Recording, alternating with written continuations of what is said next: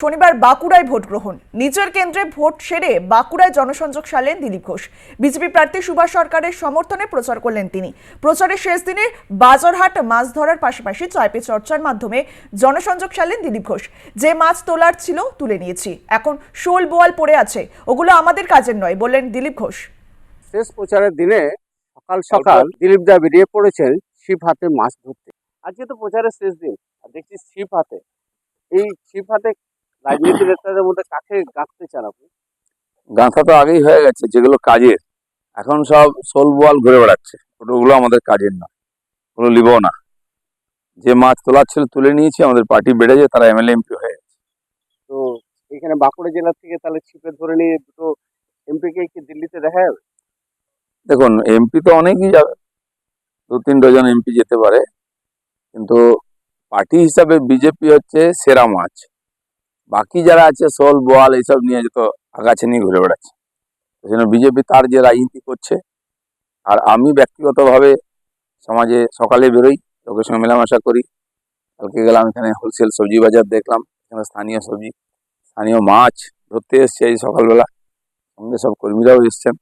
এই একটু বেড়াতে চলে গেলাম, ফ্রি আছি, আমার ইলেকশন হয়ে গেছে।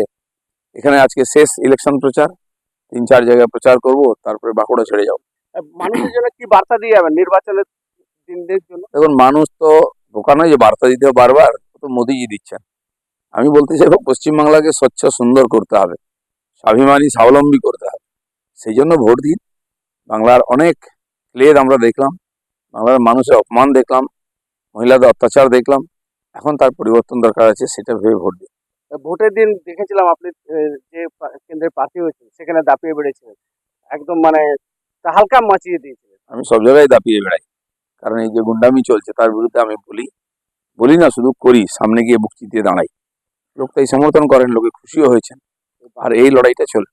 বাঁকুড়া জেলার সমর্থনে এসেছেন, তো সেখানে আপনাকে কতটা এখানকার সব সিট আমাদের জেতা সিট, জঙ্গলমহলে আবার জিতবো, মার্জিন বাড়াবো।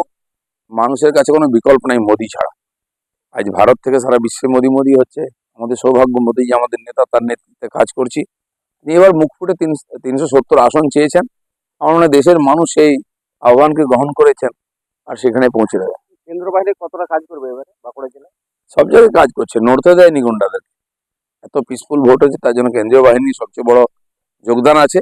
আমার মনে হয় এবারে এই পশ্চিমবাংলার রাজনীতির মধ্যেও সেই ধরনের পরিবর্তন আসবে। ইতিমধ্যে আমরা কথা বললাম সকালে দিলীপ ঘোষের সাথে।